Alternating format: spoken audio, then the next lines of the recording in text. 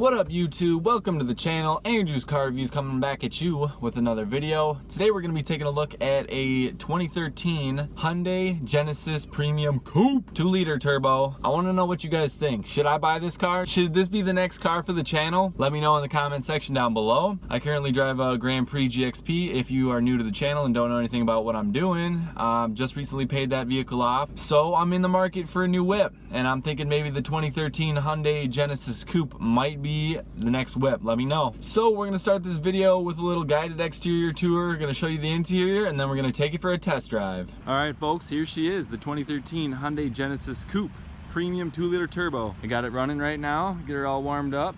Here's the aftermarket wheels. It has aftermarket drag wheels. They are 18s, I believe. Yeah, so it's a 225/45 R18. So I'd say they look pretty good. A little black on black look. It's a pretty good looking vehicle. I definitely have to say the aesthetics is one of the strong points of the vehicle. Heading on over to the back, really sporty looking taillights. Really like the back shape. It's really sleek. Genesis Coupe in cursive, and then the Hyundai badge, and then 2-liter turbo right there. I have it running right now. It's actually pretty quiet. The stock exhaust isn't too rowdy. It's got a nice note when you get into it though. The turbo spools up and gets a little rowdy. Yeah, we've had this car on the lot for a little while, and I've been thinking about buying it, not thinking about buying it. I've gone back and forth on it, but now we'll take a peek under the engine bay. It does have the 2-liter turbo, as I mentioned. Looks pretty clean. It also has an aftermarket engine intake,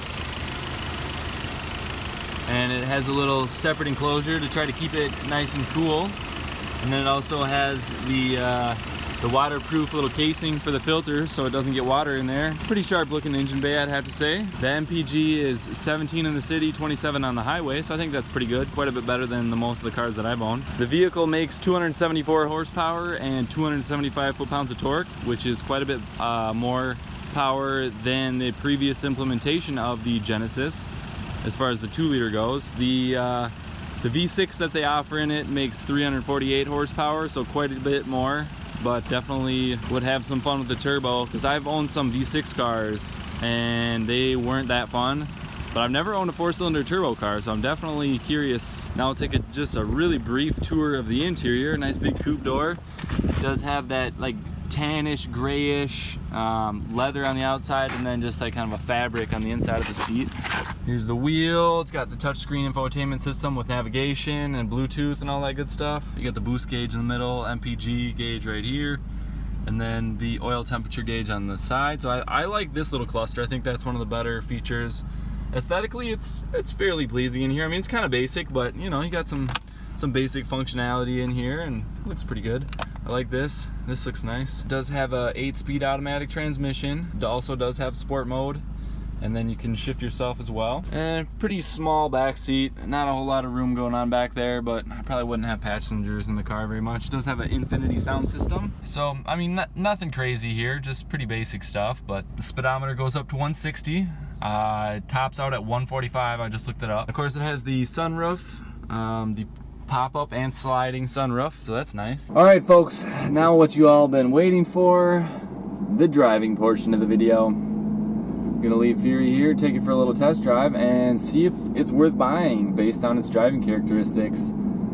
Truly, I think this is one of the most important things. I mean, there's no question it's a pretty good looking car. You know, the aftermarket wheels, they look nice. You know, the whole black on black paint scheme, that looks nice. So I mean, and it does have this sleek body styling like I mentioned, so it definitely satisfies a lot of those like aesthetics and looks and all that kind of stuff.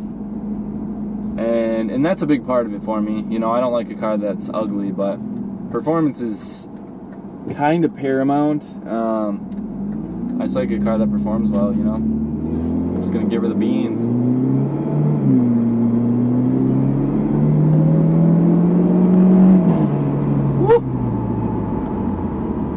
Up and goes. There's no doubt about that. I put it in sport mode, obviously, because when you don't have it in sport mode, it doesn't have that much balls, I don't think. But when you put it in sport mode and you get it up in the RPMs, oh, it's got a really nice noisy turbo because of the intake that really opens up the noise portion of it, which is nice. That's one of my favorite parts about a 4-cylinder turbo car. Potentially owning one would be how noisy the motor is. You know, because my car is pretty noisy on the exhaust side, but not so much on the engine side, even with an intake. But that's where a 4-cylinder turbo type of car would come in and, you know, really be enjoyable.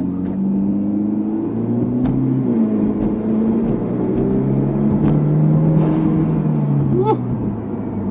It's fun. It doesn't, I mean, I haven't put my foot to the floor yet, and it doesn't necessarily throw you back in your seat, I wouldn't think. I think the handling is a little bit better than my car because it's a smaller car, less weight, shorter wheelbase and all that good stuff. I'm gonna have to get out on 36 and step into it a little bit more here just to get a true feel for it. Gotta let it build boost, otherwise it doesn't feel very powerful. Like before 3,000 RPMs, it doesn't feel very powerful, but when you build some boost, it sounds nice and it feels pretty good. It cooks. It's not definitely not one of the fastest cars that I've driven, but it could potentially be one of the more fun cars I've driven, because it's kind of nimble and small, and like you turn and it's very quick and responsive in that way, kind of like a Miata that I just passed. Not quite as nimble as a Miata, but you get the idea.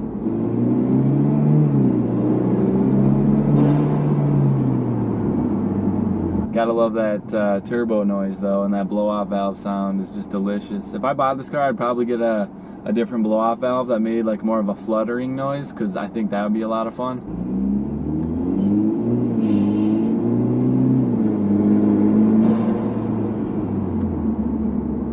So I looked up some information on the vehicle before I started driving it. It has a twin-scroll turbocharger, 274 horsepower at 6,000 RPMs. So you really have to build some boost before it reaches its maximum power. It starts the red line at about 6,500 and it goes all the way up to 8,000.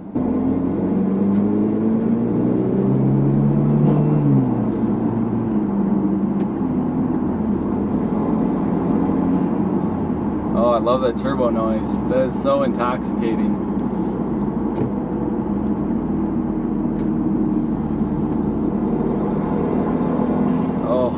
Sounds so delicious. Now I know why Jordan loves his Veloster so much. Building boost and just making all that engine noise. I like it. I like it a lot. This car actually has quite a bit of leg room. I kind of put the seat all the way back and then also down, and I have some pretty significant leg room. My knees aren't even close to touching the steering wheel, which is kind of a notorious problem for me on smaller vehicles and coupes and that sort of thing. I have to say, if I bought this, I might get a little carried away with mods. Because I'd want to make the turbo sound different with the blow-off valve, and then I'd want to get louder exhaust too, so it's not only noisy on the engine side but also on the exhaust side. I'm going to give her the beans right here. Got up to about 90 right there. Probably slow down a little bit. It doesn't have quite as much power as my Grand Prix with the V8, but it's pretty intoxicating with the whole turbo noise and then the blow-off sound. I am thoroughly enjoying it. Oh, we got a WRX on the other side taking a left. Yeah, I think this thing has a little bit more legroom for me than a WRX would, because I've driven a 2010 WRX wagon, and that had enough legroom, but I think this one has more, which I like. I need the legroom. I'm 6'7", so I gotta have that legroom. That's a must. I can't really compromise on the legroom front. This thing also does have tinted windows in the back, not these windows, but the far back, as well as the small windows on the sides there.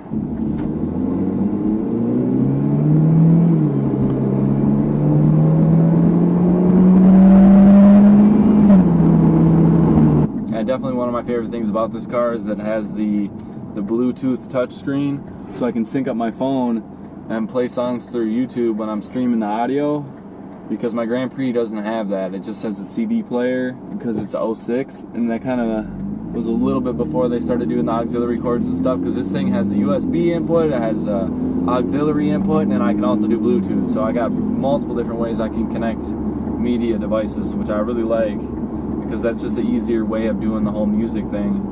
I'm definitely looking forward to hearing what you guys have to say about this vehicle, and if I should buy it, if it should be the next whip in the Andrew's Car Reviews arsenal, because then I'd be taking all my videos while driving around in this. I'd probably be doing a lot of videos of this if I bought it. Yeah, this vehicle's about twice as expensive as my Grand Prix was when I bought it. That's definitely a factor, considering I don't make a ton of money. You know, I gotta be mindful of my spending. I can't just buy whatever I want. But I think this would be within a budget. I don't think my monthly payments would be more than like $300 a month. So I think I could do it. All right, one last pull for the road before we're back at Fury.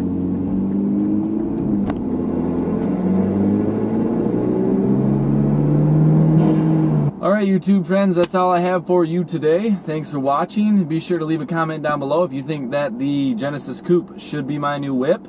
Love to hear what you guys have to say about that. If you haven't already, please be sure to hit that subscribe button, support the channel, leave it a like. Thanks for watching. Have a fantastic day. See you next time.